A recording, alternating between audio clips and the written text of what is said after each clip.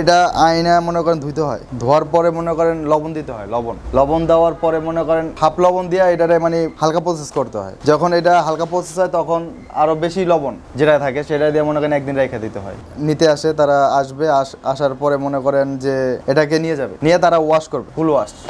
এটা আর হলো আপনার পিজেলটা আর কি, যেটাকে পেনিস বলা হয় আর কি ইংলিশে। এটা মূলত হংকং এ বেশি যায়। মালগুলা নিয়ে আসি প্রত্যেক দোকান থেকে, আইনে আমরা নদীতে নামাই গোবরটা পরিষ্কার করি। পরিষ্কারের পরে আমরা মনে করেন যে লবণ পানিতে হাত দিই। হাত দেওয়ার পরে এগুলা হালকা পাতলা চর্বি থাকে, ওগুলো আমরা কাইটা ফালাইয়া তারপরে আবার এই জায়গায় হাত দেওয়ার পরে একদিন পরে আবার হাউজে ফালাই। হাউস থেকে 1 মাস পরে মাল ডেলিভারি হয়। হ্যাঁ, একটা ড্রামে কাইটা অর্ধেক করছে। লবণ তো মনে করেন যে 50 কেজি একটার ভিতরে দেওয়া হয়। পানি 50-60 কেজি দেওয়া হয়। তারপরে আবার মাল হিট দেওয়ার পর উপর দিয়ে লবণ দেওয়া হয়, মালটা একটু হিট ভালো মতো হয়।